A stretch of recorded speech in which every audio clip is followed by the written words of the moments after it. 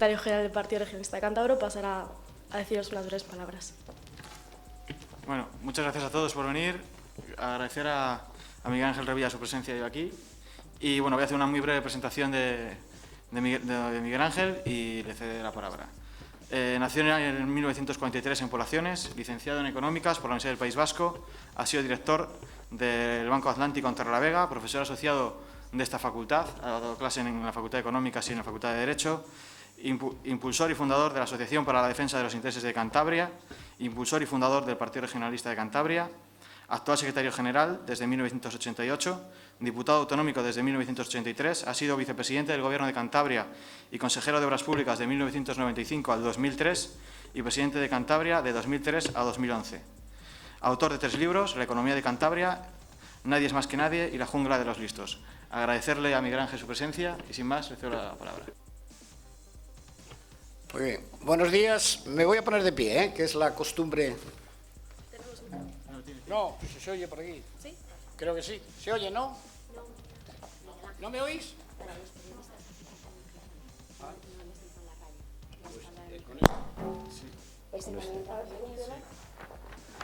A ver, al entrar me habéis dado una hoja que voy a leer. Bueno, hay una primera parte de donde los que me han entregado la hoja se meten con unas personas que son Carlos Fernández Pérez, que no sé quién es, por sus repetidas muestras de autoritarismo y porque no representa a los estudiantes. Al presidente del Gobierno de Cantabria, que este sí sé quién es, Ignacio Diego, por ser responsable de la represión policial que tuvo lugar el 17 de febrero. Al rector de la Universidad de Cantabria, José Carlos Gómez Sal, por su complicidad con los anteriores. Y ahora viene lo mío.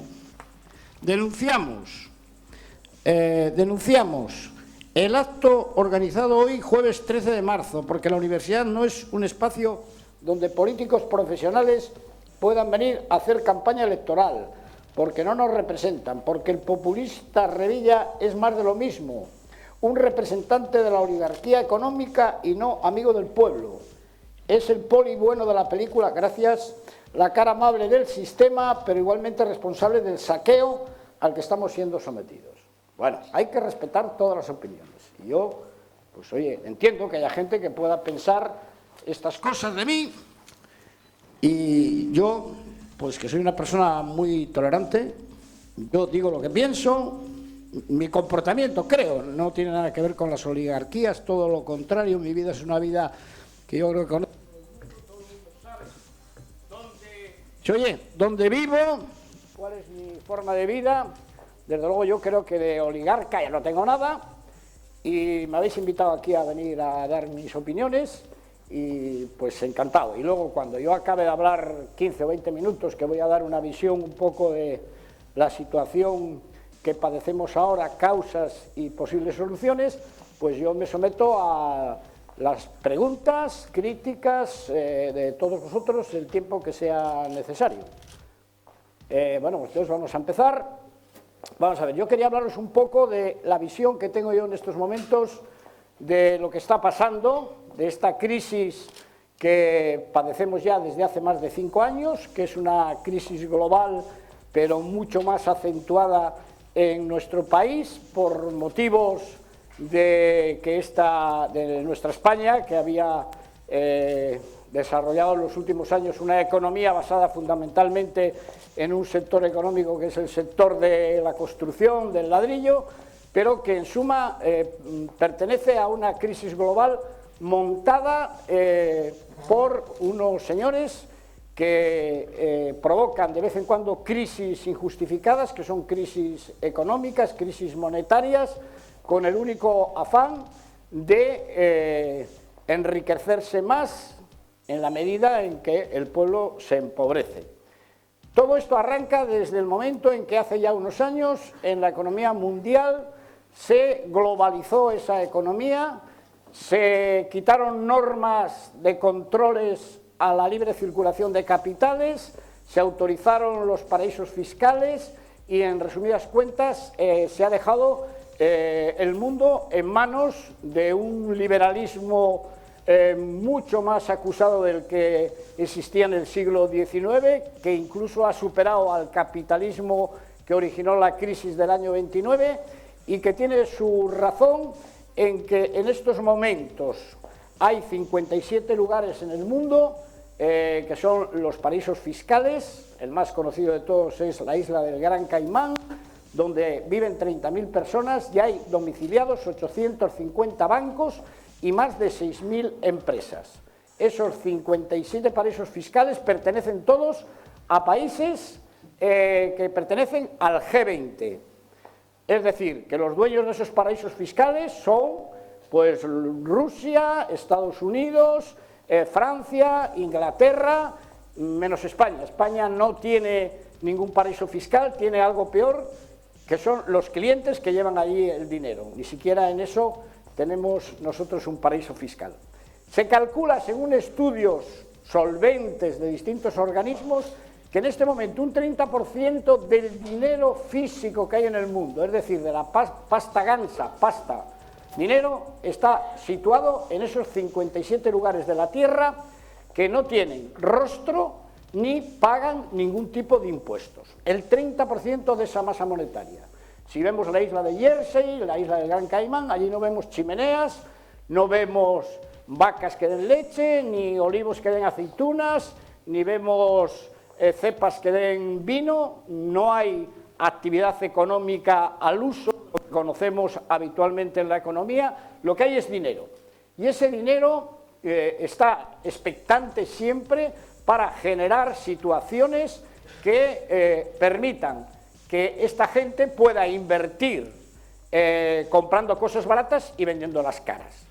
Incluso hay momentos en los cuales ellos consideran oportuno hacer operaciones que desestabilicen el mundo. Previamente a esas operaciones ellos han vendido, bien en bolsa, empresas, y crean una crisis durante una serie de años para poder luego comprar más barato y volver a entrar en una posición de ventaja.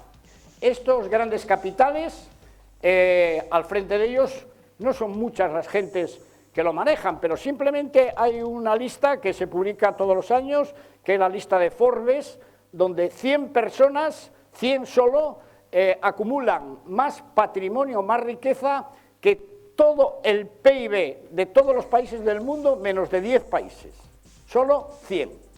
Solo 80 de esos 100 tienen más fortuna que 3.500 personas en el mundo. Y 20 españoles tienen más fortuna que 9 millones de habitantes de este país. Esa jungla de los listos que yo llamo, tienen para hacer las operaciones y poner en marcha lo que han hecho hace 5 años, lo que yo llamo 3 ejércitos. 3 ejércitos que podíamos poner aquí quiénes son. Si puedo sacar esto. Sí. Bien, tienen agencias de información,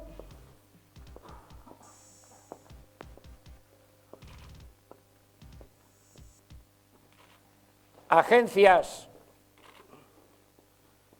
de rating, que no sé cómo se escribe, algo así, rating. Y luego tienen gobernantes. Bueno, claro, tener la pasta no es suficiente.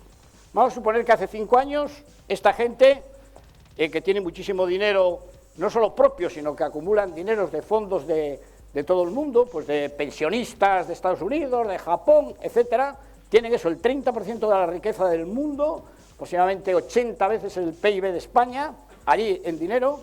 Pues a lo mejor hace 5 años decidieron que ya las cosas estaban muy caras, que había gente que ya pedía más de 1.000 euros por trabajar y que la bolsa también estaba muy inflada y que por lo tanto había que generar una especie de psicosis, de crisis para que las cosas bajasen. Ellos solos con el dinero no pueden hacer eso.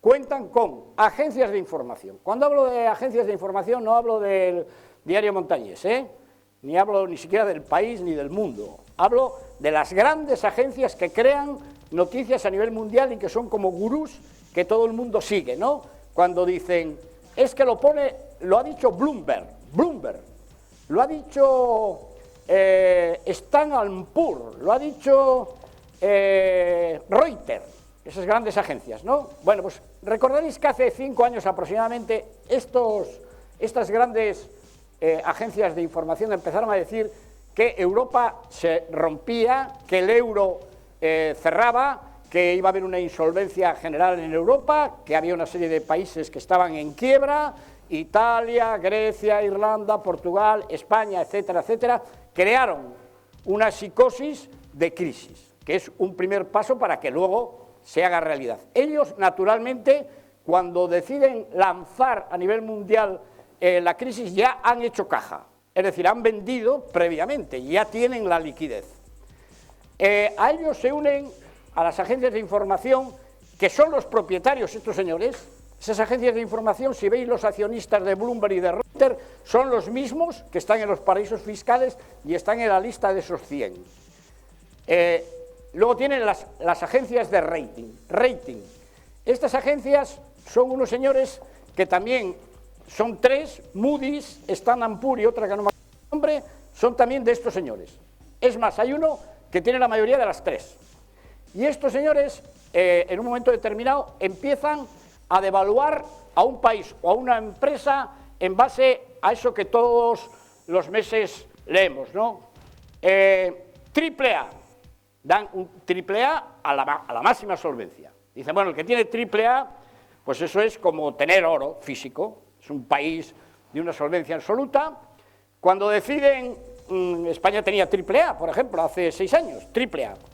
Entonces empiezan a sacarte un mes ya 2 As. En vez de 3, 2. Al año siguiente te ponen 1.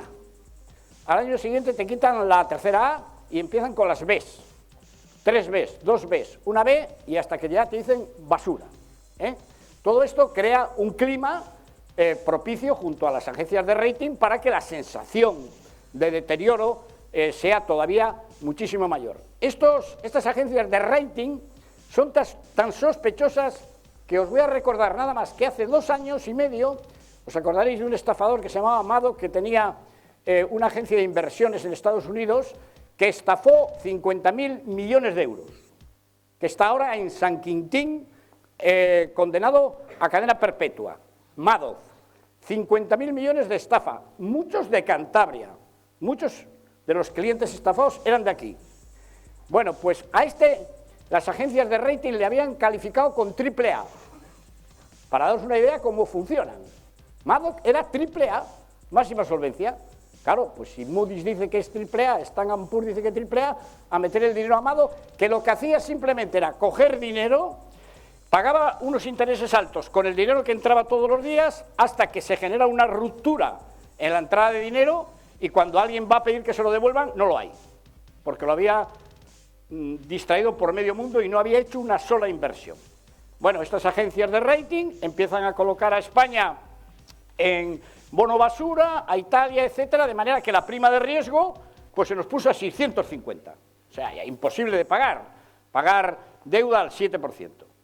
Bien, ya tienen creado el clima con las agencias de información, tienen las agencias de rating que han puesto las empresas y a los países en situación de bancarrota, pero falta un tercer elemento. Ni teniendo dinero, ni teniendo agencias de información, ni teniendo agencias de rating, les es posible generar una crisis.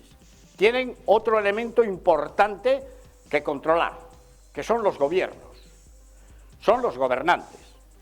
Simplemente podríamos hablar de un montón de ellos, pero ¿quién es el baranda de la pasta en Europa? Por ejemplo, vamos a hablar de un señor que se apellida Draghi y que conocemos todos, con aspecto de viajante de ropa, que no tiene así un aspecto pues demasiado espectacular, ¿no? Pero es un tío muy poderoso, porque es el que dirige el Banco Central Europeo, es el que tiene la máquina y, en combinación con la señora Merkel, decide hacer moneda, no hacerla, bajar los tipos de interés, subirlos, aprobar en bolsa que se actúe a corto plazo para que se pueda comprar y vender en el mismo día o en el mismo minuto sin poner dinero. Bien, diréis, ¿pero será posible? Bueno, vamos a ver la biografía de Draghi. ¿Quién es Draghi?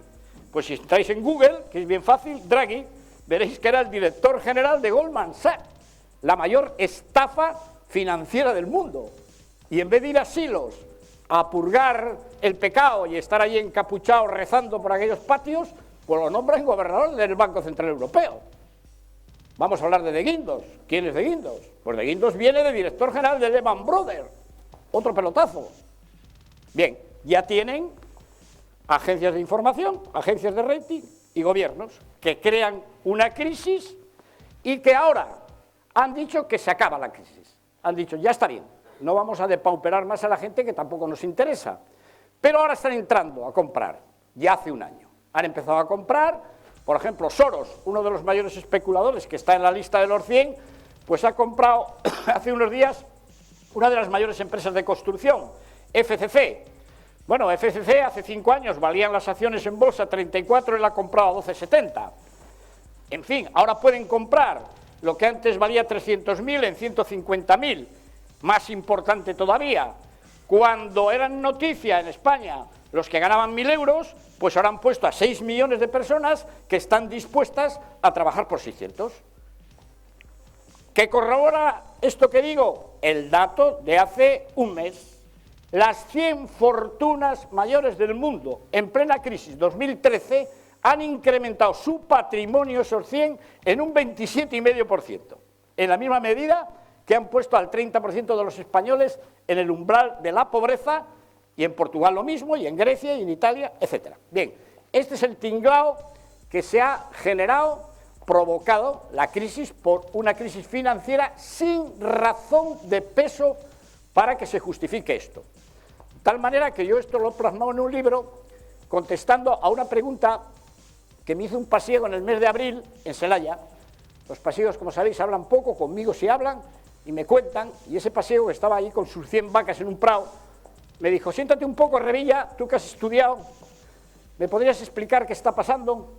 Porque yo sigo teniendo las mismas 100 vacas, me dan la misma leche, amanece a la misma hora, dependiendo del día y el mes, le doy 4 cortes a la hierba, el río baja agua, bajé el otro día a Santander y veo la misma vida urbana, unos han muerto, otros han nacido, no ha habido ninguna guerra, ningún tsunami, ningún terremoto.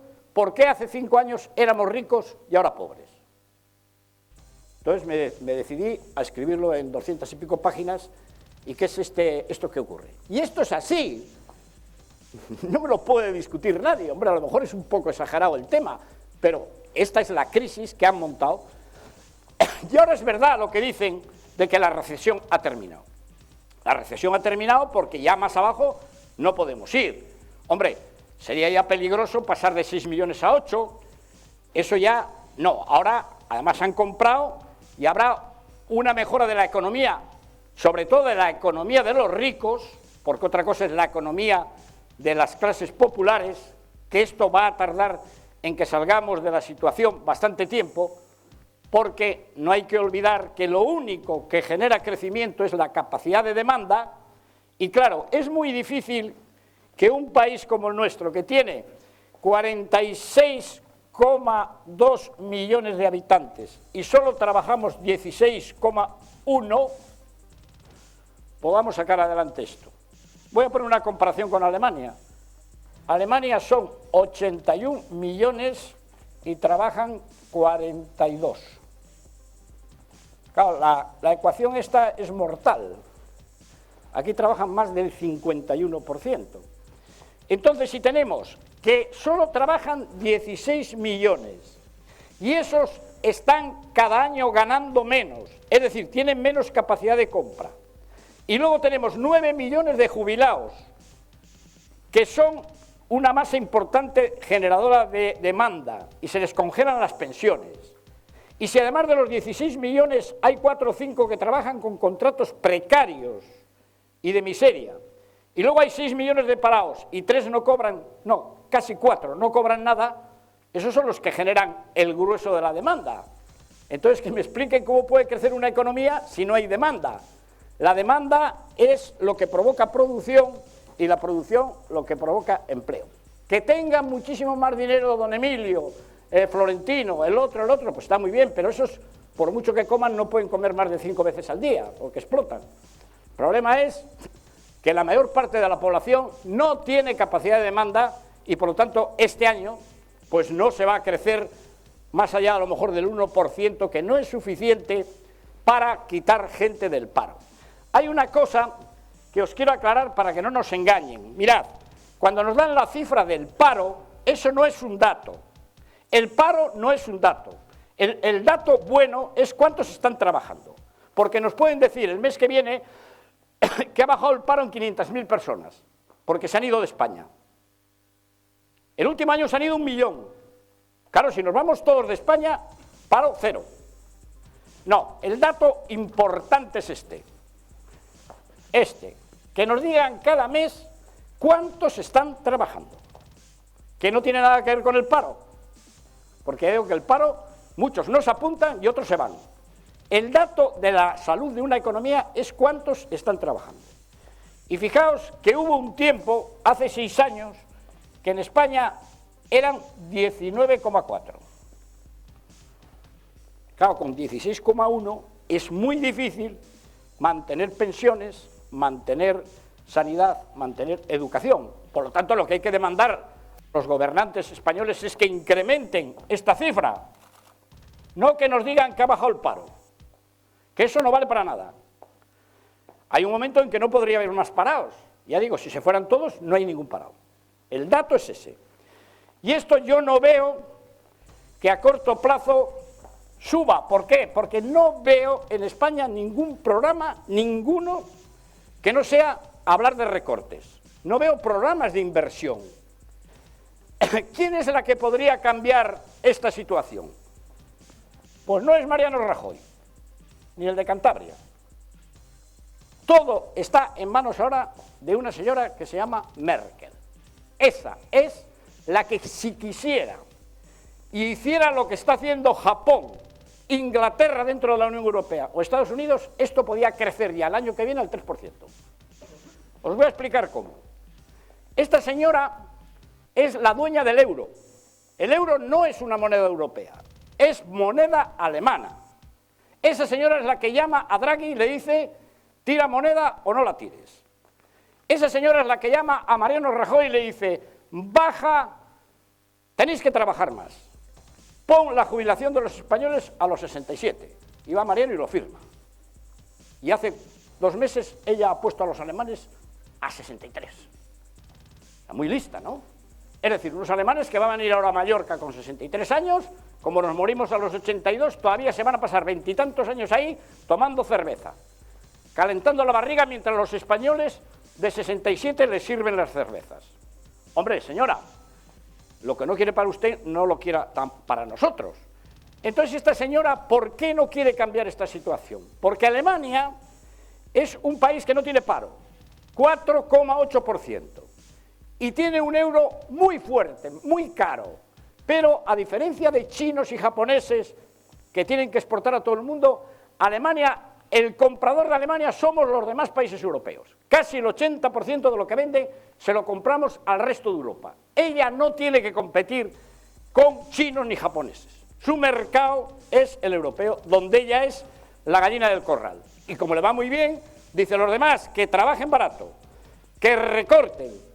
Y nosotros, mientras tanto, somos aquí los capos de Europa, porque ella no tiene ningún problema. Fijaos con esto del euro, que ocurrió una cosa curiosa. Cuando se creó la Unión Europea, pues a un país que invitaron inmediatamente, que tardó en entrar unos años, no entró en el año 60, entró en el año 73, fue Inglaterra. Y cuando le dijeron a Inglaterra: hombre, un país tan importante como Inglaterra tiene que estar en esta Unión Europea que, entre otras cosas, acaba con la historia de 2 guerras mundiales. Inglaterra, que nunca fue invadida por Alemania, ni en el 18 ni en el 39, dijo: muy bien, yo entro, pero hizo una reflexión: no vaya a ser que lo que no consiguió la Luftwaffe, ni los Panzer, que es invadir Inglaterra, ahora que estos no tienen ejército, porque Inglaterra, otra de las ventajas es que no tiene ejército. Claro, después de 2 guerras mundiales les quitaron los tanques y los aviones, tiene menos ejército que España. De hecho, ¿quién está manteniendo la seguridad mundial? Pues hasta nosotros, que estamos en Afganistán, en Haití y en no sé cuántos sitios, y en el Líbano. Alemania a hacer coches, tornillos, etcétera. Y dice los ingleses, a ver si ahora que no tienen ejército, con un papeluco que pone euro, nos van a conquistar. Y dijeron, sí, entramos, pero nos quedamos con la máquina. A nosotros la máquina no nos la manda la Merkel ni Draghi, la máquina la tenemos nosotros en el Banco Central de Inglaterra y nos quedamos con una cosa que se llama libra, de euro nada. Por eso no tienen ningún problema. Mirad, no hay ninguna razón, pero es que esto que digo yo, lo decía ayer Paul Krugman, que es Premio Nobel de Economía, Josh Stirling, lo que está haciendo esta señora con el resto de Europa es inadmisible. Vamos a ver, todo esto de la deuda es un cuento. Alemania debe mucho más dinero que España, pero claro, hay una diferencia. ¿Cómo no va a estar contenta esta señora que debe Alemania más que nosotros cuando nosotros este año en los presupuestos tenemos que poner 38 millones de euros para pagar los intereses de la deuda? ¿Sabéis la partida de Alemania este año? 0. Y diréis, ¿pero qué pasa? ¿No paga? No, no. Alemania pide todo el endeudamiento a menos de un año y no solamente por comprar bonos alemanes no retribuyen a nadie, es que hay gente que paga dinero, porque es un lugar refugio. Claro, la señora esta, si anda mal para hacer alguna inversión, le dice al banco que tiene deuda y no le cuesta nada. Nosotros hemos estado pagando el 7% por la deuda y ella 0. Bueno, esto es un escándalo. Mira, ¿por qué ahora mismo es el único hinterland del mundo que no crece? Hispanoamérica se calcula este año que crecerá al 4,8, Estados Unidos al 2,8, Rusia al 5, China al 7,5, Inglaterra al 2,8, Japón al 3%, la Unión Europea no llegará al 1. ¿Por qué están creciendo estos países? Mirad lo que ha hecho Japón el año pasado. Nombran ministro de Economía a un tal Namura, tío de gafas, sí, con pinta de chino, de japonés, y dice, reúne a su consejo al presidente, incluso al emperador, y dice, Japón lleva 5 años en recesión, yo tengo la fórmula para acabar con esto. Y les propone tirar el 30% del PIB de un año en moneda, en yenes, es decir, llamar al de la máquina, que es de ellos, y decir, tíreme yenes hasta el 30% del PIB. Venga, yenes. Bueno, el mundo se quedó alarmado. ¿Qué es esto? Bueno, consecuencia, el yen se devalúa al 20%. Japón exporta en masa y compite con China. Y la economía crece al 2,8%. Eso ha hecho Japón. Inglaterra lo hizo 2 años antes. Ha tirado en libras el 30% de su PIB. Y Estados Unidos no os quiero contar. Cada vez que hay un problema, inyecta dinero con la máquina. Nosotros no tenemos máquina, no tenemos política económica. Tenemos a una señora que ha decidido, pues tranquilamente, que las pasemos canutas a los demás mientras a ella le va bien. Si ahora esta señora fuera capaz de... Ella no va a ser capaz, pero yo lo que achaco a los gobernantes de Europa, y sobre todo al nuestro, que no vayan allí y se planten y le digan a esta señora, oiga, nosotros no estamos dispuestos a suicidarnos, nosotros no podemos recortar más ya. Hemos recortado la sanidad, la educación, a los pensionistas. Tenemos solo 16 millones de personas trabajando. Oiga, ponga en marcha un plan, por ejemplo, de 500.000 millones de euros.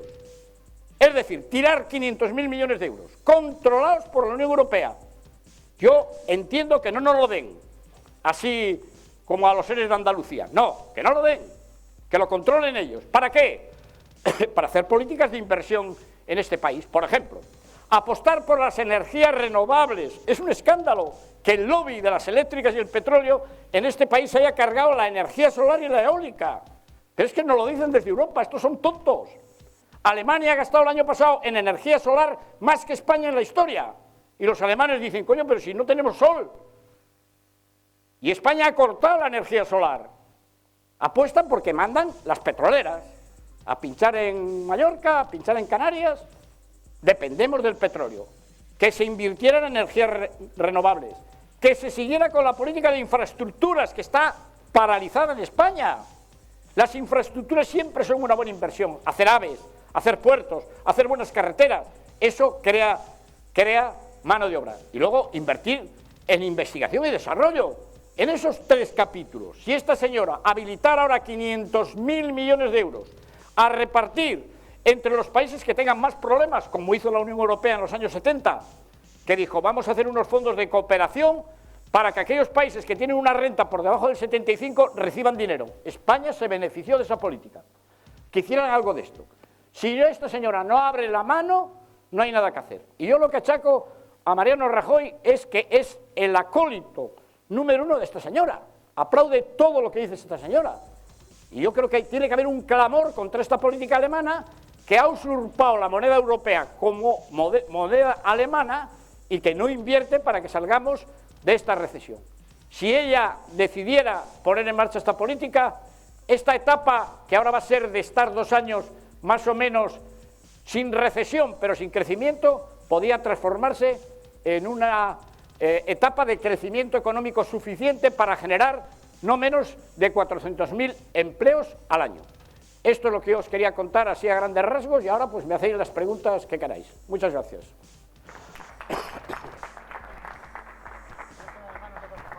¿No? ¿Ya no? Vale, mejor. Bueno, empezamos con el turno de preguntas. ¿Levantáis la mano? Vale, empezamos por aquí. El chico de blanco, sí.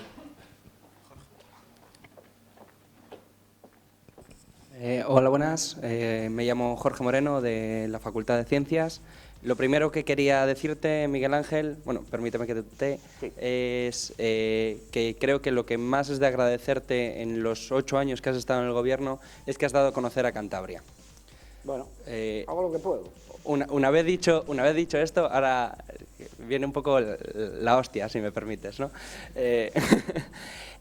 Básicamente he tenido la suerte de estar en sede parlamentaria más de una vez y más de 2, y he visto, igual ha coincidido, que ha sido justamente en los momentos que yo he ido, pero que la actividad parlamentaria que desarrollas es únicamente una pregunta o 2 preguntas al mes al presidente del Gobierno de la región. ¿No crees que sería mucho más productivo una oposición más luchadora? Porque sinceramente me parece, y esto es mi impresión, que das más clases en estos foros o en la televisión que en el Gobierno, que es donde realmente te deberías pegar. Muchas gracias. Muy bien. Gran pregunta. Bueno, primero, en el Parlamento de Cantabria da igual que tú vayas cargado de razones, que te puedas tirar 2 horas dando datos contundentes, que al final, y llevamos ya 2 años y medio, cuando hay que levantar la mano, 2019. No os podéis imaginar lo frustrante que es eso. Pero una de las críticas que me han hecho a mí, muy habitualmente, es que yo tengo demasiado protagonismo en mi partido, que Miguel Ángel Revilla es el PRC, que el PRC soy yo, para acá, para allá, etc. Vamos a ver, los estatutos y la norma de funcionamiento de un parlamento es que al presidente, que es con el que yo tengo que enfrentarme, de gallo a gallo, claro, hombre, es normal, tú tendrás que entender que yo he sido presidente 8 años y mi batalla tiene que ser con el presidente actual, no me puedo fajar con 20 tíos que, bueno, que me brean sin pasión, vamos, bueno, con una pasión enorme, pero entonces yo aplico lo que dice el reglamento. Yo solamente al presidente le puedo preguntar una vez al mes e intervenir en 2 cosas, en la ley de presupuestos que hago y luego en el debate de la orientación política que se le hago yo con él a final de junio. Y lo demás, afortunadamente, y si has ido al Parlamento, verás que el grupo parlamentario regionalista tengo los mejores diputados, así de claro. El portavoz del grupo regionalista, Rafael de la Sierra, no hay ninguno más preparado que defienda los temas como los defiende él. Entonces yo hago el papel que me corresponde ahora como expresidente y hago las preguntas cuando me toca. Y porque además no necesito intervenir más porque tengo un grupo, pues tengo médicos, tengo ingenieros, tengo abogados, tengo economistas, tengo de todo para que defiendan allí los temas como los defienden. Muy bien. El resultado es igual, que lo hagas bien que mal, 2019. Eso es la miseria de la política, que aunque tú lleves un tema de lo más congruente y que todo el mundo puede ver como interesante, a la hora de votar, amigo, la mayoría aplastante, como ocurre en el Congreso de los Diputados de Madrid, ahora con lo del aborto, tal, pues podía haber alguno que pensara, hombre, pues esto a mí tal, no, la papeleta salen todas. Esa es la razón por la que yo me prodigo más ahora en una etapa en la que estoy intentando explicar a la gente lo que yo veo de esta crisis y quiénes la han provocado, que creo que también tiene su interés, sobre todo tan acostumbrados como está la gente a oír discursos donde las cosas no se le explican adecuadamente y que incluso hay muchos que hablan para que no se les entienda, que es peor, porque yo dudo que esa gente que habla en televisión no esté preparada, lo está. Luego, si dice cosas incongruentes, yo creo que lo hacen porque piensan que quienes lo escuchan lo tragan al ser tontos, que es más grave. ¿Más preguntas? Sí. Buenos días. Mi pregunta es un poco a raíz de lo que acabamos de presenciar un poco también. Y bueno, ahora la clase política está un poco devaluada y usted como un político experimentado ya, pues bueno, ahora aquí estamos unos cuantos jóvenes que dudamos un poco igual ahora de los políticos de ahora y quería decir que, bueno, usted como político también defenderá lo necesario que son los políticos en una democracia, ¿no? Y que la gente crea en ellos. Pues mi pregunta es un poco doble. ¿Cómo haría usted para intentar suavizar esa oleada negativa que hay hacia la política, ¿no? Porque supongo que también crea que haya buenos políticos? ¿Y qué le diría a jóvenes que pueden estar interesados en entrar en el mundo de la política una vez estando formados? Pues, ¿qué les diría, no? Esa es mi pregunta. Bueno, ¿me permitís 5 minutos? Porque la pregunta es larga. Vamos a ver si estáis de acuerdo todos los que estáis aquí con lo que os voy a poner aquí. Y alguno me dirá, ¿por qué esto no se hace inmediatamente? Y advierto que ninguna de las cosas que voy a poner aquí cuestan 1 euro. Al revés. Montoro no podría decir, no hay dinero. Al revés. Se supone que los que estamos aquí no tenemos un gen predominantemente trincón. Me explico. El ser humano es un ser egoísta. Todos. ¿Qué pasa? Que vamos buscando, primero, solucionar nuestros problemas y el de nuestro entorno, pero la mayoría, además de eso, tiene un gen solidario. Dice, hombre, yo no voy a ser tan depredador de dedicarme encima a robar a los demás. Yo creo que la mayoría, yo una vez dije el 90 y me dijo alguien, no te pasas. Hay un 20 que no tienen arreglo. Yo, bueno, vamos, un 80. Vamos a poner como ejemplo de la solidaridad infinita, casi un 98% de gen solidario. Pues yo creo que aquella que estaba de monja en la India, Sor Teresa de Calcuta, esa desde luego, para mí, es el ejemplo de un ser absolutamente solidario. Y a lo mejor no tenía más que un 2% genéticamente depredador. Y no sé, en el otro lado podríamos poner 20 ejemplos. Urdangarín, por ejemplo. 98 trinque, 2 solidarios, probablemente.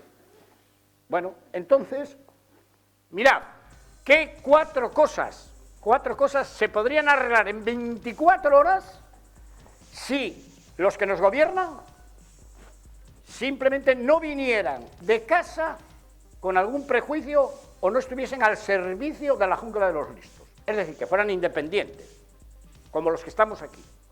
4 cosas, os voy a poner nada más, y a ver si se arreglaría este país o no, sobre todo en algo que me preocupa más que la economía, y es que los políticos estamos por los suelos, Bueno, para que yo sea noticia, en toda España, ¿cómo estará España? Claro, que yo vaya a Guardo el otro día y me encuentran 1000 personas que habían venido de todos los pueblos a oírme, digo, ¿cómo está España? Para que vengan 1000 personas a Guardo. Ayer en Valladolid, una ciudad que tiene fama de ser muy ultra, joder, la gente... ¿Pero por qué? Porque la gente está desesperada. No entienden lo que está pasando. Mirad que 4 cosas. Primera, y pregunto en alto, sois estudiantes, y como entiendo que habéis pasado el escáner en la puerta de que no sois mayoritariamente con mentalidad trincona, ¿no sería lógico que en una situación como esta, a la hora de pagar impuestos, pagaran más los que más tienen? ¿A que me diríais que sí? No veo ningún gesto, sí, ¿no? Creo que sí. Bueno, pues en España los ricos no pagan. quien soporta la carga fiscal española, es decir, el 80 y tantos por ciento son el de la nómina, que no tiene escapatoria, el que tiene que meter gasolina, que le meten el IVA, no sé qué, el de la pequeña empresa, el baruco, el de la que da la comida, pero las grandes empresas no. Y os doy un dato, que viene además en mi libro. Vamos a ver, las 185 empresas del IBEX, que son las que más dinero ganan, esas que tienen que cotizar, que habrá estudiantes de económicas, al 30% del beneficio de sociedades, al 30%, ya está bien, oye, si el Banco Santander gana 1.000, pues oye, el 30% lo da al gobierno, yo doy el 50%, bueno, pues que dé el 30% sería lo lógico. ¿Cuánto han liquidado en el año 2012, que es el último dato que tenemos, las 185 empresas del IBEX que han ganado 5.000, 3.000, 2.000 cada una? El 3,6%. Pues fíjate qué fácil sería decirle a Montoro, oye, hazme una ley donde paguen los que tienen pasta. Venga, pero con raza, entra ley.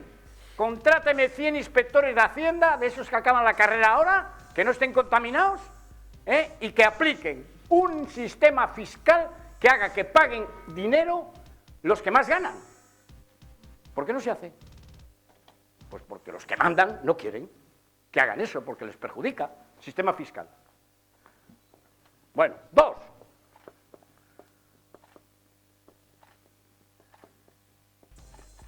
Corrupción. Segundo problema de España según la gente, Segundo. Vamos a ver, como admitimos que un 20% tiene gen trincón, claro, si no hubiera nadie con mentalidad trincona, no harían falta ni jueces, ni policías, ni fiscales, no haría falta, porque la gente se comporta de manera adecuada. Pero como hay un 20% con tendencia a meter la mano, y a lo mejor en España son más, para eso tiene que haber un sistema que permita que cuando uno mete la mano, lo traben y lo sancionen en un plazo máximo de 6 meses. Y que una vez que se han probado que ha metido la mano, vaya a la cárcel. Eso parece elemental. Anteayer leía yo en la prensa que se convocó el juicio de un tío que yo pensé que se había muerto. Coño, digo, pues si está vivo. Sí, es que se convocó el juicio hace 4 días.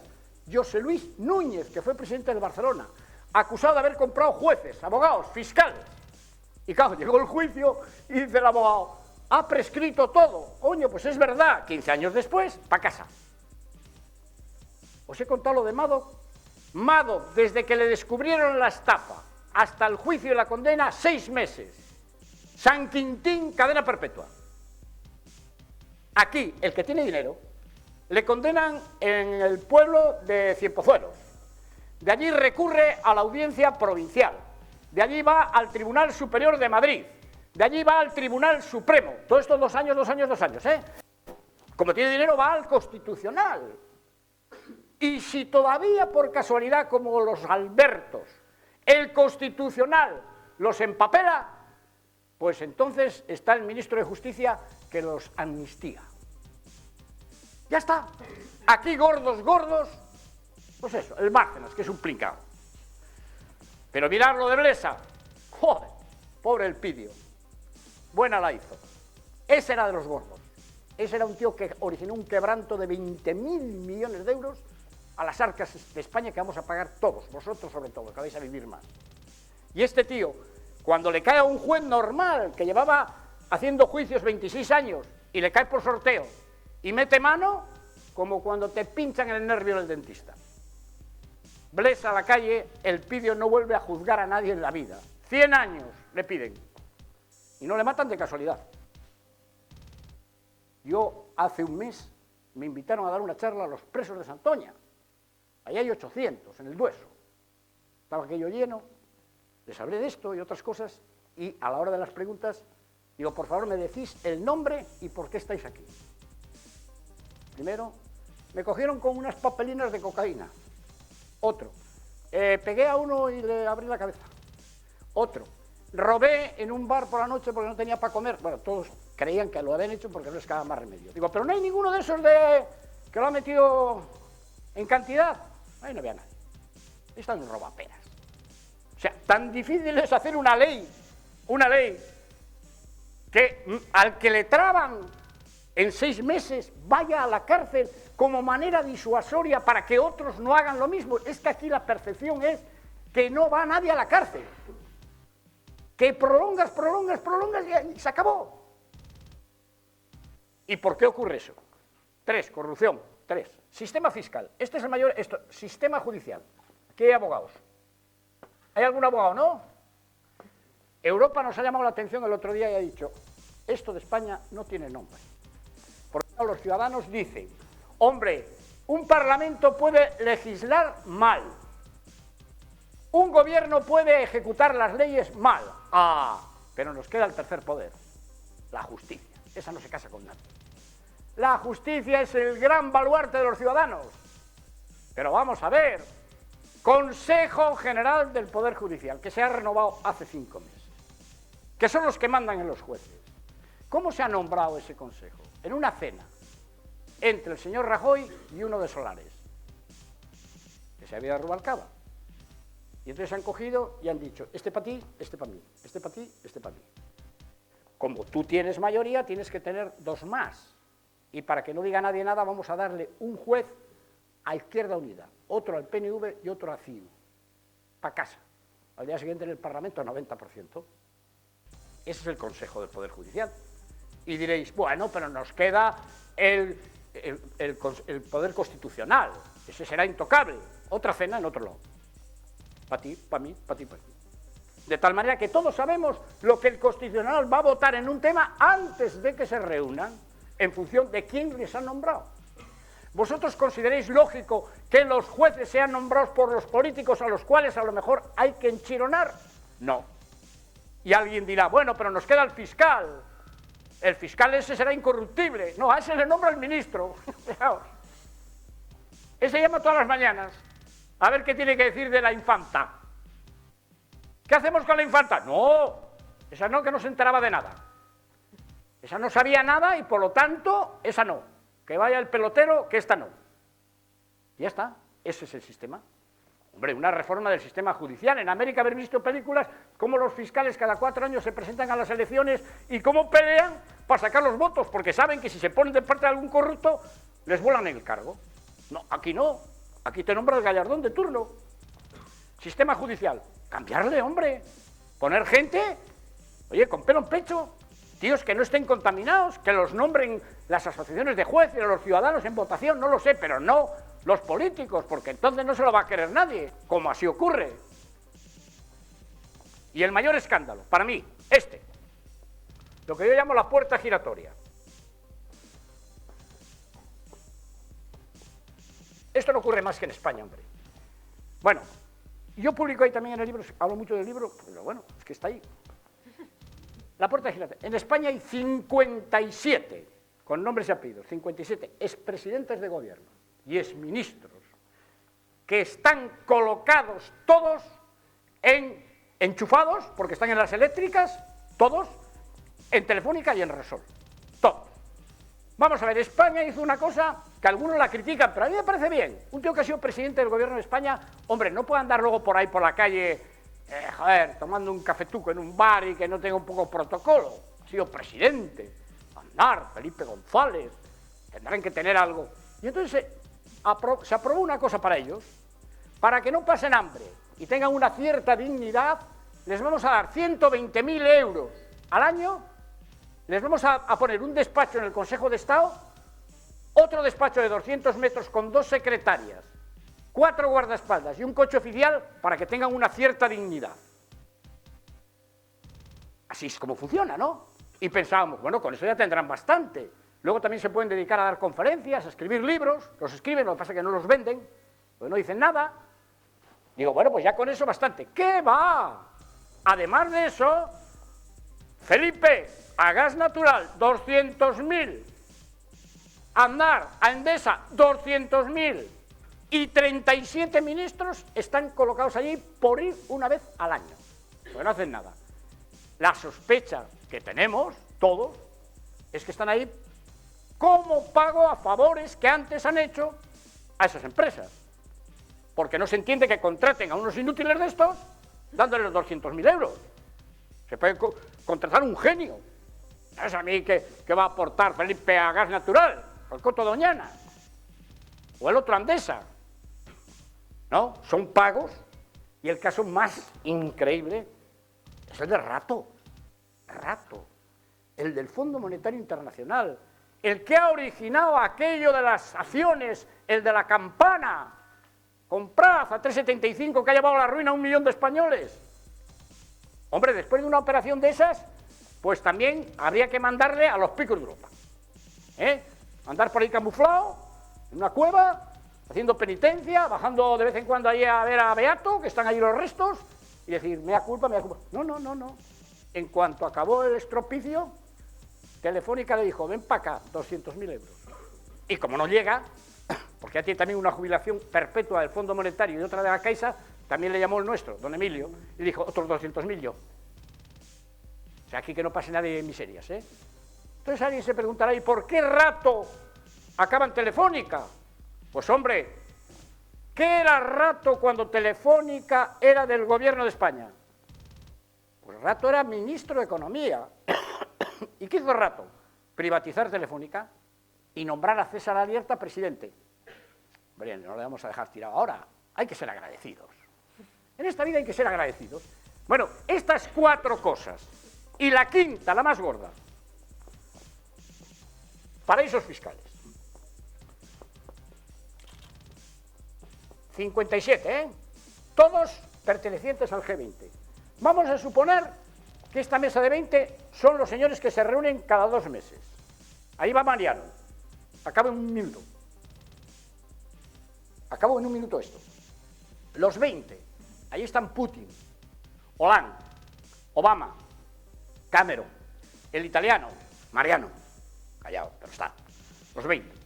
Se reúnen allí y uno de ellos, un día, dijera, fíjate, uno, en un ataque de lucidez, se ha olvidado de que está pagado por la jungla de los listos y dijera, oye, es un escándalo esto de que el 30% del dinero esté en paraísos fiscales y no paguen impuestos ni sepamos los nombres.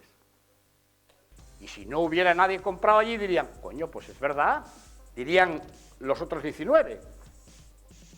¿Y qué hacemos?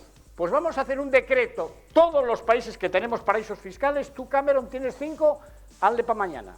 Obama, yo tengo 10, mañana. Hollande, que tiene 7, mañana. Y se decreta por ley prohibición absoluta de paraísos fiscales en el mundo. Todo el mundo que tenga dinero tendrá que aflorarlo, decir de quién es y pagar sus impuestos. A que sería una cosa razonable. Con eso no habría recortes de sanidad, ni de educación, ni de nada. España se calcula que tiene por ahí del orden de 60.000 millones por ahí, en esos sitios. ¿Por qué no lo hacen? ¿Por qué nadie lo ha dicho un día?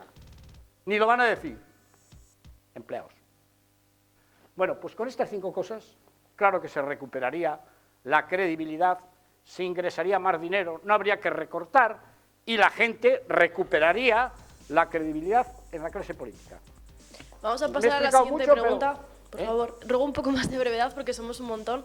Sí, el chico pero de ahí, por favor. aquel no ha quedado contento. Sí, pero es que hay muchísimos más, lo siento. Venga. Venga, allí al fondo. Sí.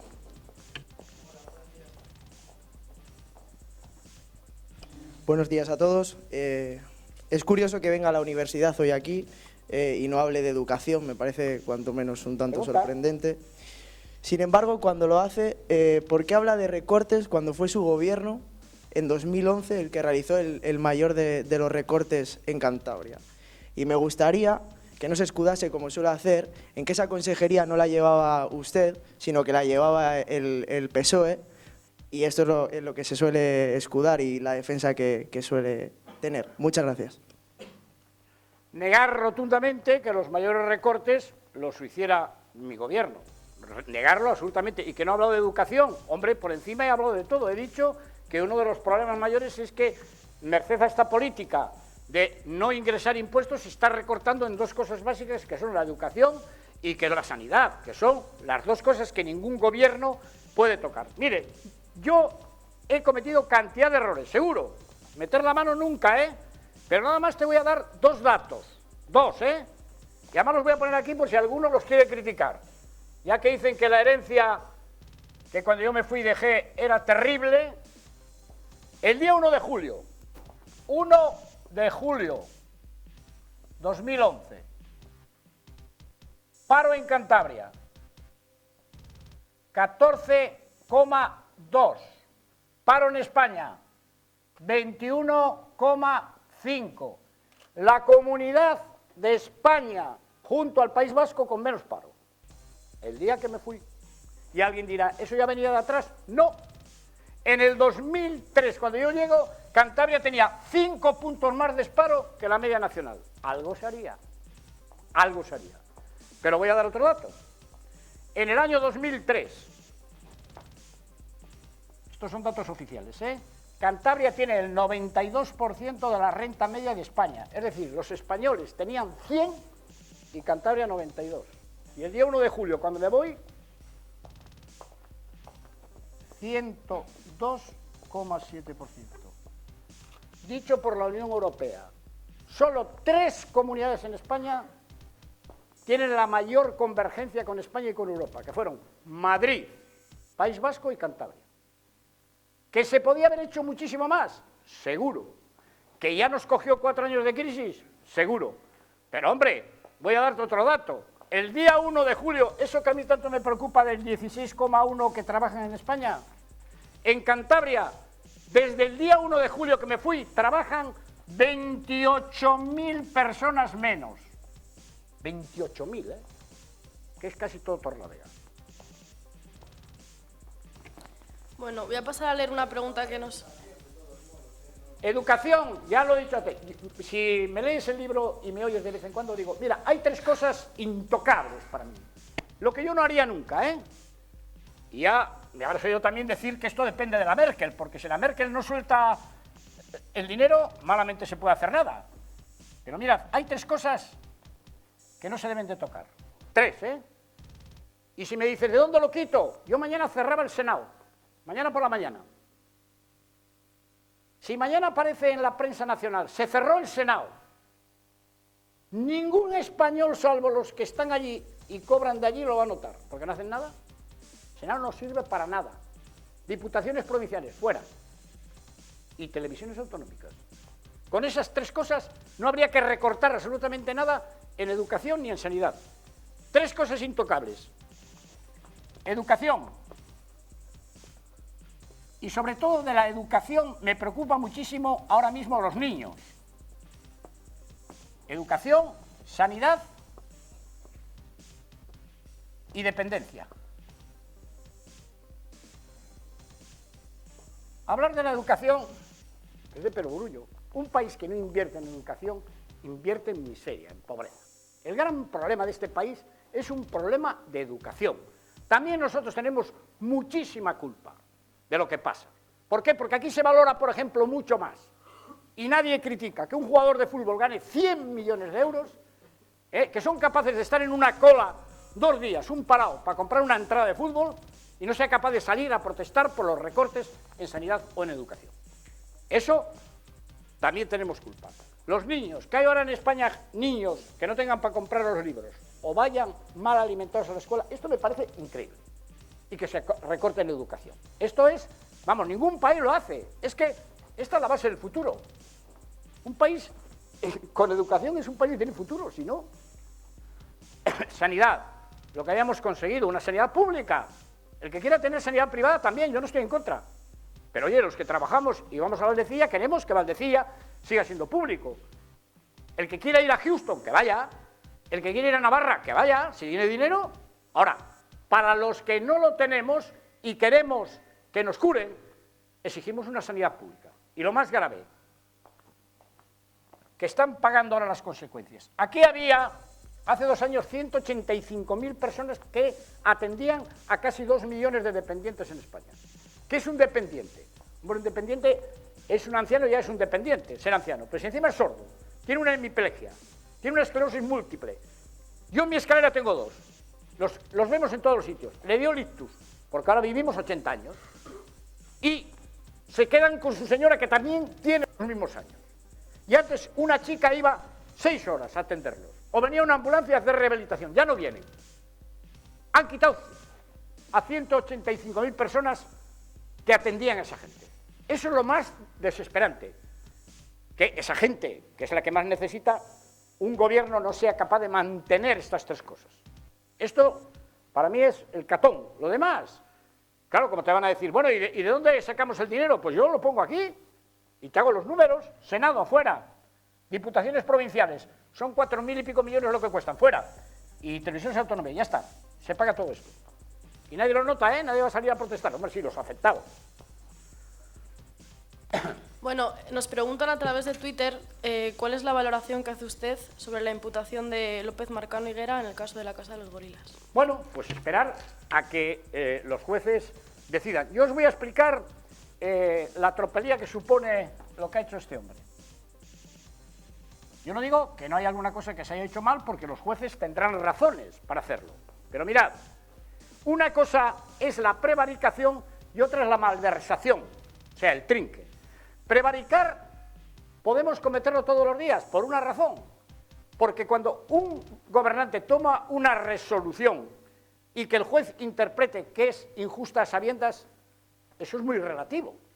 Bien, en Cantabria, y esto lo conozco bien, hubo un momento en que Cabárceno, que es uno de los activos grandes que tenemos en esta región, que nos visitan 800.000 personas y emplea 200 y pico, y que fue una brillante idea de una persona a la que yo critiqué mucho, pero que no cabe duda que hizo una gran obra, no me importa decirlo, Juan Ormachea, yo fui muy enemigo de él, pero se le ocurrió esta idea de Cabárceno, que es una maravilla. Entonces, Cabárceno es ahora mismo un activo de Cantabria. Todo Cabárceno está hecho sin licencia, entero, sin licencia, en terrenos que pagué yo siendo presidente, hace 4 años, pero está pagado. Y llega un momento en el cual nos ofrecen un gorila y una gorila, de esos del Kilimanjaro, de no sé qué, porque es un sitio que ha sido escogido a nivel mundial porque aquí se pueden reproducir esos animales. Pero para eso tiene que tener un habitáculo que no puede ser una jaula. Tiene que ser casi un chalet para que no le den. No sabéis la expectación que genera el famoso gorila. Hay mucha gente que viene a Cabárceno nada más para hacerse una foto con el gorila. A fin de cuentas es un antepasado nuestro. Hay mucha gente que se parece a él. Bueno, y entonces, ¿qué pasa? Que se pide licencia para hacer el habitáculo. Y el alcalde de Villaescusa no da licencia. Porque había un enfrentamiento político de que le habían metido una moción de censura, etcétera. Total, que lo hace con informes favorables, pero sin licencia. El juez dirá lo que diga el juez. Si el juez le condena, pues acatar la sentencia. No, está claro. Porque quiere decir que no, dinero no se ha llevado nadie, Sí, al fondo, por ahí. Sí, mira, vamos a empezar a hacer las de 3 en 3, porque si no, no nos va a dar tiempo. ¿Vale? Que igual me estoy extendiendo mucho, pero claro, hacéis preguntas importantes. Hola, buenos días. Yo tengo una pregunta relacionada con un caso de corrupción que hay en España ahora mismo y con la decisión de los partidos políticos que están formando en ese Parlamento. Es concretamente el Parlamento de Navarra, donde hay 2 partidos políticos que quieren hacer una moción de censura contra la presidenta del Parlamento de Cantabria. ¿De Navarra? Sí, pues eso, perdone, de Navarra. Y bueno, los dos, el pueblo navarro quiere echar a la presidenta y los 2 partidos políticos quieren presentar una moción de censura. Lo que pasa es que tienen una ideología política diferente, son bueno, el PSN y Bildu, y no quieren pactar para poder echar a la presidenta.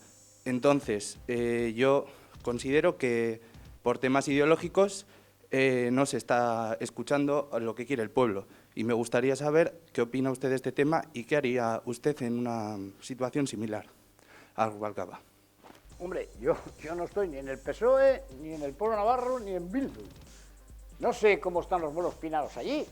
Yo lo que sí creo que esa señora, a la cual además conozco porque veranea en Cantabria y de vez en cuando la veo por ahí y la saludo, esta señora ya tenía que haberse ido cuando estuvo trincando dietas de casi 1,5 millones de pesetas de las antiguas por cada junta a la que iba, 5 minutos, incluso llegó a cobrar un día 3 juntas y que los tribunales no la condenaron. A mí me parece que eso ya sería suficiente para que se hubiera ido. Si luego además aparece ahí, según he visto, que una vicepresidenta de ella presionaba a una inspectora de Hacienda, bueno, a la jefa de la recaudación foral, para que no se metiera con empresas que eran clientes de ella, pues yo creo que se está resistiendo ahí en el cargo. Ahora, ¿qué pasa? Que ahora mismo, claro, hay unas elecciones europeas y yo creo que el PSOE, con todas las campañas que ahora hacen los medios de comunicación, sobre todo determinados medios de comunicación, empezarían a decir que el PSOE ha pactado con ETA y eso les puede perjudicar de cara a las europeas. Y supongo que será por eso. Pero a mí me parece que esa señora tenía que estar fuera ya de Navarra, primero por lo de las dietas, fundamentalmente, porque es escandaloso. Creo que al final eran más de 60.000 euros que había cogido en dietas por no estar más que medio minuto yendo a esas reuniones de la caja. Pero yo no soy de esos partidos. Buenas tardes, señor Revilla. Dígame. Aquí. Sí. Mire, yo estoy muy descontenta con los políticos. No me creo ya lo que nos dicen. Y bueno, el año que viene tenemos elecciones autonómicas y tengo entendido su eslogan es vuelve. Quiero preguntar, ¿qué es lo que vuelve? ¿Promesas infructuosas de AVE? ¿Facturas de Valdecilla escondidas en cajones? ¿Alí al Racing? Díganos, por favor. Gracias. No, vamos a ver. Estamos en un país... Yo comprendo tu situación de descontento y lo admito, pero tú tendrás también que darme a mí la libertad, porque esa opinión que tú tienes, pues a lo mejor hay una parte de Cantabria que no la tiene, ¿eh? Yo simplemente te voy a poner una cosa aquí. Para mí ahora con 71 años, creedme que el afrontar el año que viene la posibilidad de volver a ser presidente, con la que está cayendo, y después de que me he dedicado 2 años a predicar y me van a exigir dar trigo, no es plato de gusto. Ahora bien, yo tengo un partido al que pertenezco que en las últimas elecciones sacó el 30% de los votos de Cantabria, ¿eh? Más que nunca. El 30% es más de lo que sacó el PNV en el País Vasco y lo que ha sacado Artur Mas en Cataluña. Y diréis, hombre, pero no ganasteis las elecciones. Mira, sacar un 30% en Cantabria con un partiduco llamado PRC, alguno me lo habrá oído, es como ir al circuito de Monza con el Peugeot 208 que tengo y hacer pole position frente a Red Bull, Mercedes y Ferrari. Entonces, esa gente, a mí, y sobre todo mis compañeros, me dicen, oye, Revilla, tienes que presentarte. Y tú haces bien en dudar de mí. Pero hay otra gente que no duda y que me dice que debo de presentarme ahora que las cosas están mal, a ver si soy capaz de mejorarlas. ¿Qué es lo que voy a hacer? Y nada más, esto es democracia pura y dura. El que quiere presentarse se presenta. Si te votan con V, pues bien, y si te votan con B, pues para casa. Pero eso es la libertad y la democracia, que es maravillosa. Y ahora no es que sea plato de gusto, pero tengo que hacerlo. Pero si cuando estuvo en el gobierno no las mejoró, ¿cómo las va a mejorar ahora? Vamos a ver. ¿Y todas esas facturas en los cajones de Valdecilla? Las facturas eran la sanidad que la debía toda España hasta que nos lo arreglaran. Eran de farmacéuticas de Valdecilla. Ahora te lo voy a explicar eso de las facturas. Mira, 20% de paro, la menor de España. El mayor crecimiento de la historia de una autonomía, mis 8 años. No te voy a hablar de 2.000 kilómetros de carretera, ni de Parallas, que tenía un camarero por horas y lo dejé con 1.200.000 pasajeros. No te voy a hablar de otras cosas, ¿eh? Las facturas, el AVE es de Pepiño Blanco, ya me hubiera gustado a mí ser el que lo hacía. Bastante hice que dejé el papel firmado. Y estos no lo han querido reivindicar. Pero el AVE no es competencia de Cantabria, es una competencia del Estado. Las facturas falsas. Mirad, todas las autonomías, todas. Cuando llegó el año 2011 habíamos acumulado una deuda sanitaria impresionante, todas. Cantabria por debajo de la media. Y eso es lo que llamaban facturas en el cajón, ¿no? Eran deudas sanitarias, no a las farmacias, sino a las grandes vendedoras de productos farmacéuticos, las grandes multinacionales, y que estaban todos esperando que un gobierno, como hizo hace años, dijera cómo se pagaba eso, porque no había recursos aquí para pagarlo. Y vino el señor Rajoy, claro, lo arreglaron, han concedido un crédito a 20 años y se han sacado las facturas para pagarlas. Igual aquí que en Valencia, que en Cataluña, que en Euskadi, en todos los lados. Ahora, decir, las tenían escondidas, como si fuera tan fácil esconder facturas en los cajones, ¿no? Estaban sin pagar allí, a la vista, y en el Parlamento cada mes nos preguntaban, ¿cuánto se debe? Pues 1.000 millones, todos los meses. Buenos días, Revilla. Perdona, vamos a intentar no interrumpir, ¿vale? Gracias. Mira, soy socio del Racing desde que nací, soy un aficionado incondicional de mi equipo. Usted creo que fue socio en 2007-2008. Soy. Entonces, como aficionado y como socio, compartirá conmigo que la situación del club, la situación actual de nuestro club, es pésima, lamentable. Y mi pregunta es muy sencilla. Usted, si vuelve a ser presidente de Cantabria, ¿daría dinero público a nuestro equipo? Es que lo hemos dado siempre, y este también. Mira, os voy a explicar lo del Racing, que es otro mochuelo que me cargan. Mirad, en el año 2004, en el 2003, entra en disolución el Racing. Esto es bueno, ¿os interesa esta contestación? Para saber la verdad del asunto. En el año 2003 yo llego a la presidencia de Cantabria y me encuentro con que el Racing entra en disolución, por impago a la seguridad social, por todo, ha abandonado el propietario, y yo, que siempre he mantenido que el dinero público no está para mantener equipos de fútbol, más allá de lo que hace este gobierno y el anterior y los demás, que da una pasta todos los años para que se promocione el nombre de Cantabria en las camisetas y se mantengan equipos filiales y el deporte, y bajo ese pretexto se da un dinero importante por parte del gobierno, se encuentra con que se disuelve. Y yo, que era contrario a poner dinero, nos viene una propuesta que dice: si se avalan 20 millones de euros, no por el dinero, avalarlos, el Racing no desaparece y el gobierno se hace cargo del equipo. Yo tuve unas críticas feroces, me pusieron guapo y dije, hay que salvar al Racing. Como no tenemos que desembolsar dinero para quitarlo ni de sanidad ni de educación, porque es un aval, malo será que no encontremos a alguien que lo compre. Y avalamos los 10 millones. Por otra parte, como nosotros dábamos todos los años, como dan ahora 1,8 al Racing, digo, oye, pues poco a poco este dinero se va metiendo al aval y se puede ir amortizando. Porque se da 1.800.000 al Racing, antes y ahora, 1.800.000. Espera, que se acabe, que esto te interesa mucho saberlo. Tú lo quieres saber lo que voy a hacer luego, pero quiero explicar esto. Entonces compra el equipo un pasta. En España, en los años 2004, 5 y 6, había ricos por todos los lados, que tenían inmobiliarias. Yo me acuerdo que este hombre tenía en Madrid un edificio que tenía un águila de 8 alturas, hacía 7.000 pisos, la familia Montalvo, dicen, vamos a comprar el Racing porque somos oriundos de Comillas. Y compran el Racing. Nosotros en ese momento le vendemos el Racing y nos quedamos con los 10 millones para ir amortizando con el 1,8. Y le vendemos a precio cero el Racing y con esos 10 millones bloqueado el ingreso del Racing en esta cuenta para ir pagándolo. Todo iba de maravilla hasta el punto de que jugamos la UEFA. En los 8 años que yo estuve de presidente en primera, y por primera vez jugamos la UEFA. Gracias a eso conozco Finlandia, que prometí, si el Racing jugaba la UEFA, ir a verla aunque fuera en Rusia. Y le tocó un equipo que estaba a 100 kilómetros de Rusia, el Honka, en Finlandia. Me fui con la familia, pagándome el billete, y ahí me presenté en Finlandia.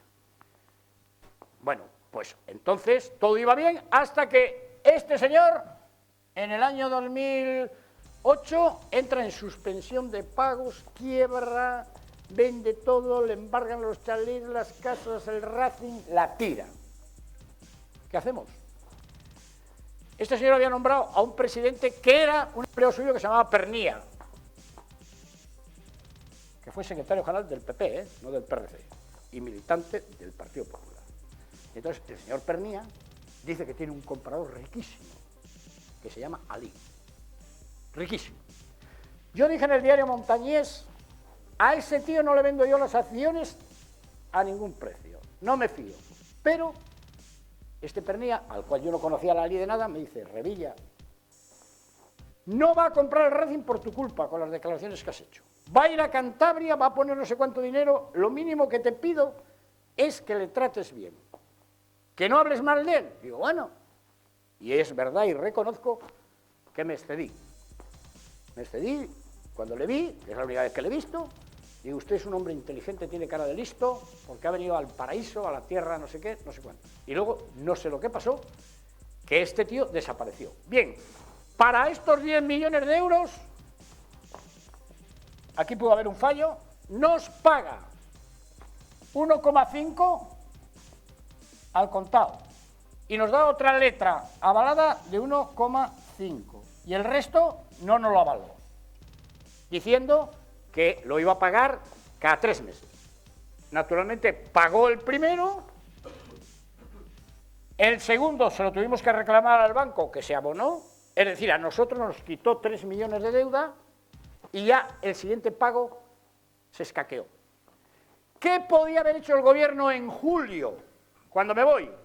¿Cómo dejamos amarrado nosotros esto?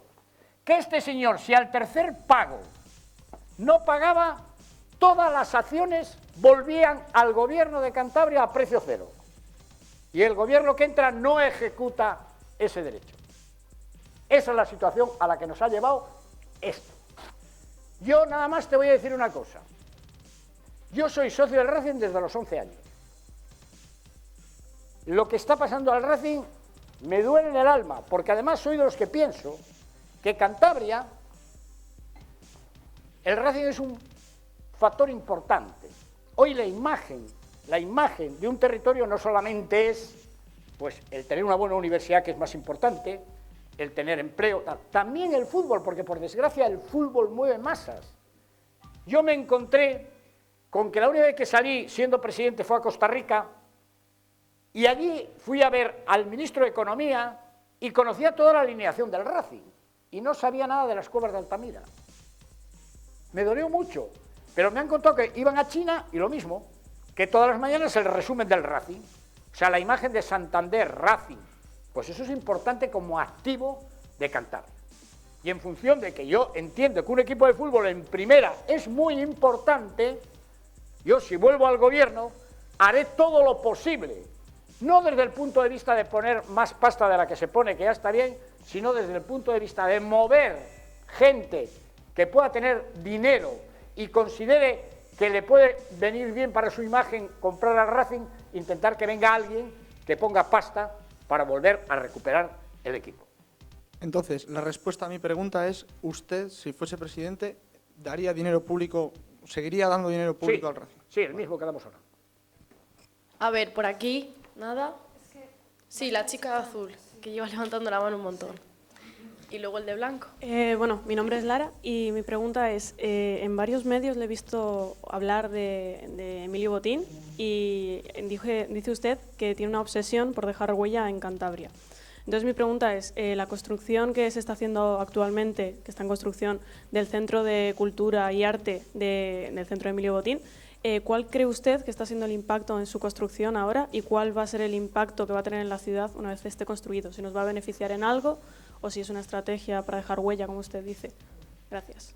Yo creo que va a ser muy positivo para la ciudad. Va a ser muy positivo para la ciudad, creo. Más allá de que, bueno, pues el lugar, a lo mejor estéticamente se podría haber hecho en otro lugar, pero yo creo que tener ahí ese centro donde este hombre, entre una cosa y otra, va a dejar 100 millones de su patrimonio, porque aparte de eso yo creo que ha mejorado mucho. La idea ha mejorado desde el momento en que decidió soterrar el paso, porque si no, si hubiera sido un corte en la ciudad entre los jardines y el edificio, pero ahora que se está haciendo ese túnel, yo creo que estéticamente eso es más defendible y luego desde el punto de vista de lo que va a traer ese hombre ahí, no cabe duda que es un atractivo. Mira, Guggenheim a mí me parece una cosa en Bilbao que lo veo y digo, pero ¿cómo es posible? Pues es el activo principal que tiene Bilbao. Ese centro, bueno, es una masa de gente que viene aquí a Parayas para ir luego a ver el Guggenheim. Bueno, pues aquí, según me cuenta, él va a traer ahí no solamente toda su colección de cuadros, sino que va a hacer grandes exposiciones, que va a traer teatro, que va a traer cantantes, que lo va a dar el nivel que tiene él. Un Botín no puede venir aquí y traer ahí a los chunguitos, digo yo. Traerá nivel, ópera, yo qué sé. Habrá nivel. Otro yo. Bueno, yo quería preguntarle, básicamente, usted ahora mismo es un parlamentario a tiempo completo en el Gobierno de Cantabria. Si no me equivoco, va por la 7ª edición de La Jungla de los Listos, 50.000 ejemplares por edición. Pongámosle que de los 19 euros que cuesta el libro aproximadamente usted se lleva uno, más o menos, o menos o más, 50 céntimos, pongámosle más o menos, 7 por 5, 35, 350.000 ejemplares, 175.000 euros, así a ojo. No sé cuál es su sueldo como parlamentario a tiempo completo, pero ¿no cree que podría, ya que está ganando, que la crisis en su caso, con su anterior libro Nadie es más que nadie, y con este La Jungla de los Listos, que está ganando algo de dinero, no nos engañemos, ¿no cree que podría destinar o bien ese sueldo de parlamentario, como bien ha hecho en otras ocasiones, a la cocina económica o a alguna actividad más social? Mira, es un tema que no me gusta airearlo aquí en público. Una parte importante de eso es para esos fines. Y quien lo recibe lo sabe.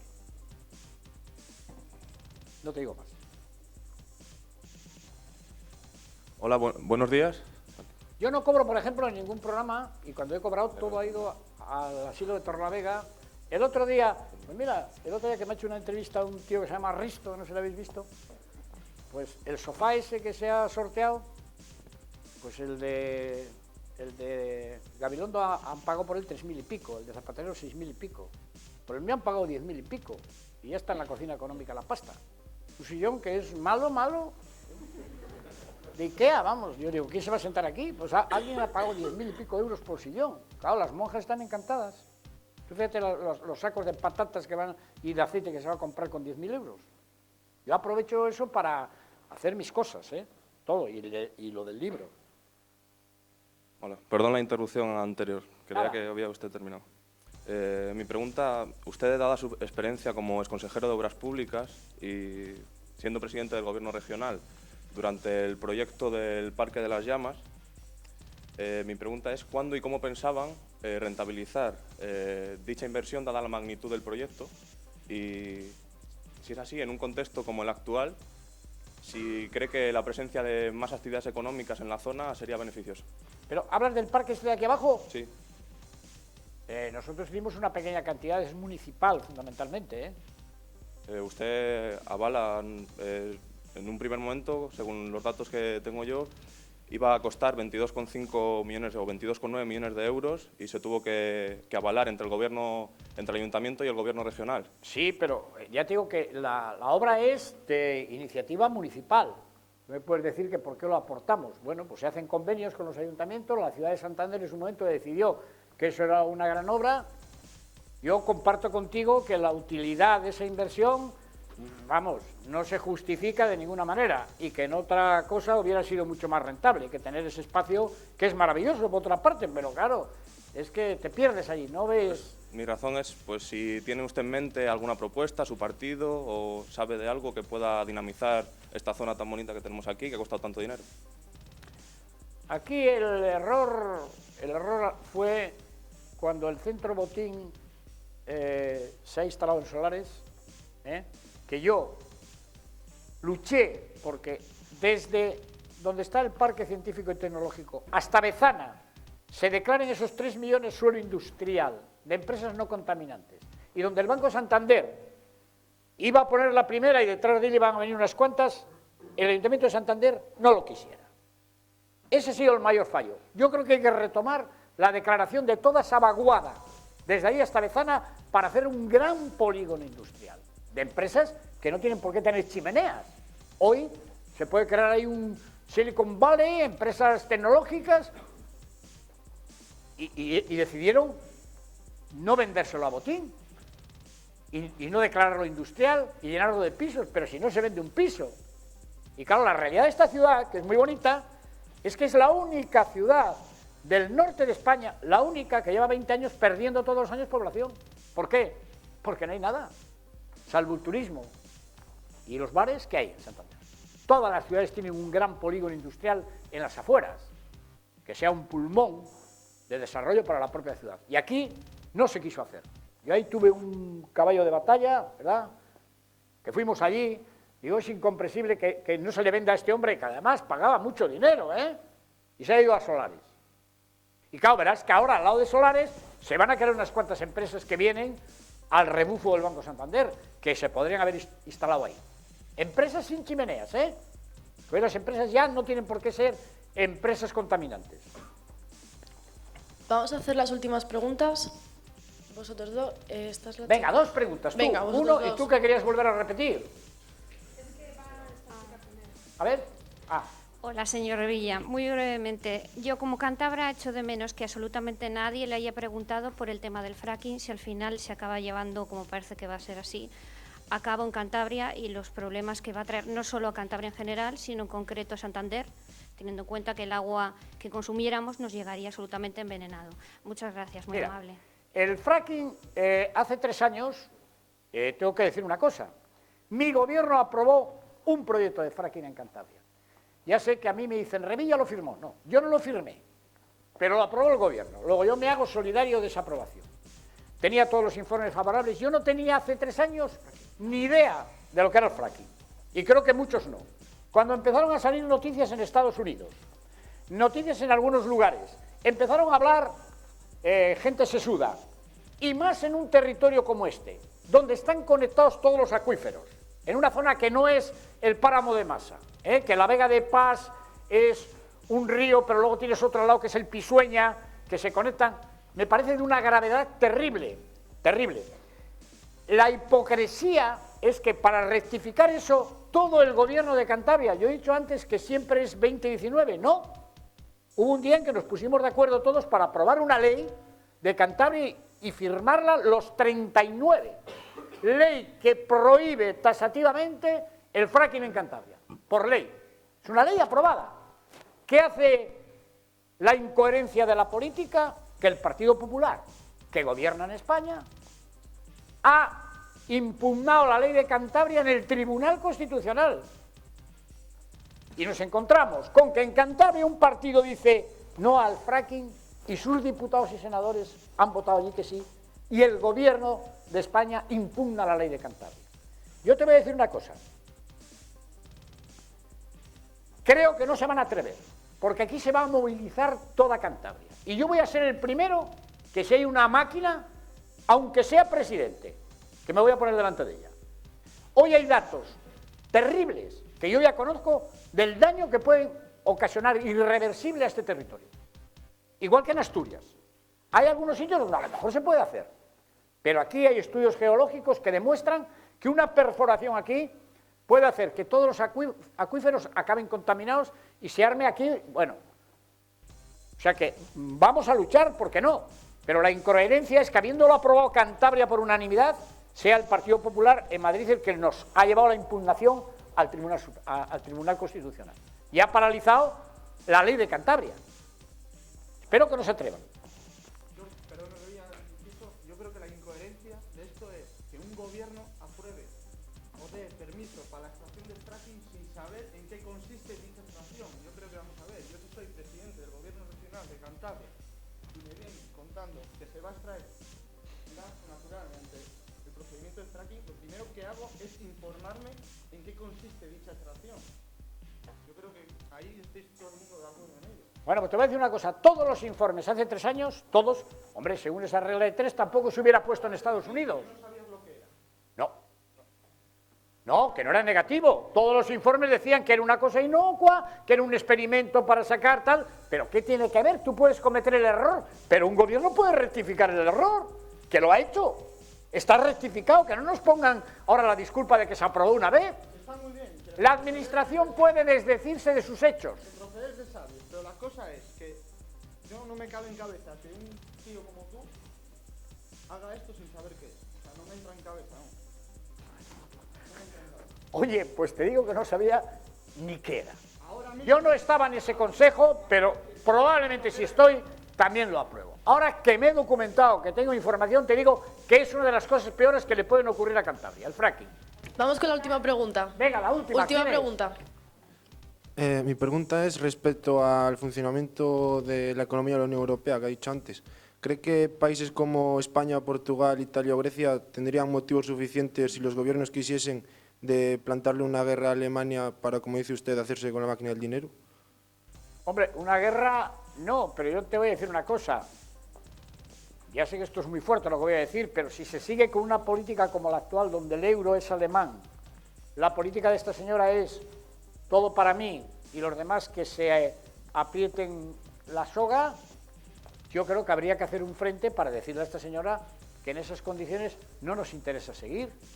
Yo entiendo que si la Unión Europea tiene una moneda común, lo primero que se tenía que haber hecho el primer día que se entró es que si hay un billete que se llama euro, que sirve para que un alemán compre en España y un español en Alemania, también el endeudamiento en base a esa moneda tendría que tener el mismo coste y tener las mismas condiciones, porque en un club al que se pertenece, si te exigen corbata, todo es corbata, y si se puede ir sin corbata, sin corbata, pero esto de que Alemania sea un país que se financia al 0% y que es la que impone emitir moneda o no, y los demás somos unos comparsas, y que nos han metido y nos han retrotraído a 15 años en el nivel de vida de los españoles, de seguir así, yo, Mariano Rajoy, me cogería el portugués, me cogería el italiano, me cogería el griego, me cogería el irlandés, a los que estamos sufriendo esa política, y decidiríamos ir a ver a esta señora y decir, no nos interesa.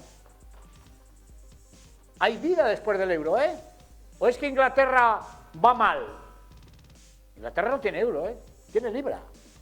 ¿Y qué pasa? No es lo mismo, pero nosotros tenemos una ventaja sobre otros. Un Interland de 500 millones que hablan español y donde tenemos nosotros todos los negocios. Nosotros tenemos más negocio como empresas en Hispanoamérica que en la Unión Europea.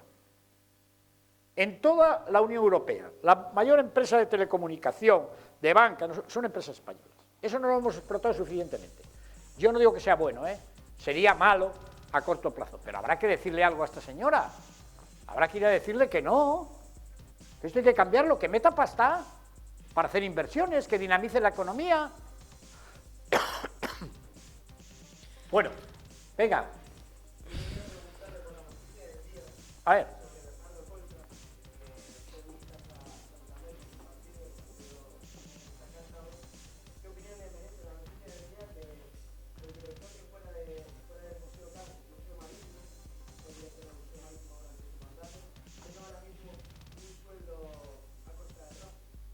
No tengo ni idea, lo acabo de leer igual que tú.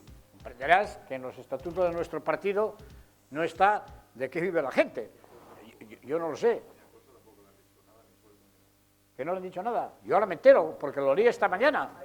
Pues habrá que preguntárselo a él. Yo luego le voy a llamar. Digo, ¿qué es esto? ¿Te pagan? ¿No te pagan? Oye, si le pagan algo y es honrado y entra dentro de lo normal, no creo que sea lo de rato, ni mucho menos. Yo lo que sí sé es que está muy involucrado con el Racing, que es una persona que se vuelve loca con el Racing, y que, bueno, hace lo que puede por apoyar al Racing, pero yo no he hablado con él de este tema. Pero mira, esta tarde le llamo. Digo, oye, ¿qué pasa? Bueno, os agradecemos mucho a todos vuestra presencia. Muchas gracias, A Miguel Ángel por su tiempo, a los medios. Gracias.